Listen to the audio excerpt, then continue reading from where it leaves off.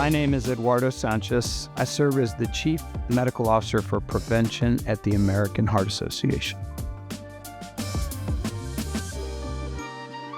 The diabetes remission fits into one of our broad frameworks that we have most recently defined: cardiovascular, kidney, metabolic health on the best side of that continuum, and cardiovascular, kidney, metabolic disease on the other side of that continuum. And it's a continuum that starts with the premise that one starts with ideal cardiovascular health, and then one progresses through 4 stages to full-blown cardiovascular, kidney, metabolic disease with manifestations of cardiovascular disease and chronic kidney disease.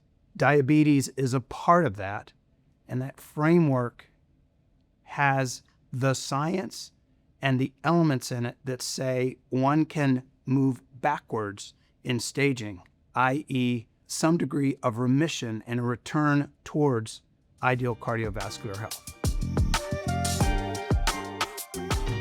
The science always tells us that health promotion comes first, prevention comes second, treatment comes third. And even when you are at the diagnosis and treatment stage, the earlier you can identify and intervene and do something, the more likely it is that you'll be able to pull things back into a health state. And so one of the systems changes has to be primary care as being a fundamental element before one is thinking about and having to consider specialty care. How we spend the resources that we have does not align with the importance of framing primary care as the centerpiece. If I remember my numbers correctly, roughly 75% of care for high cholesterol is provided by primary care docs. About 70% of hypertension care is done by primary care docs, and roughly 50+% of care for diabetes, which probably includes type 1 and type 2, is done by primary care physicians. In all of those instances, primary care plays a big role. However, how that is funded and paid for is not proportional to the amount of care that's being provided.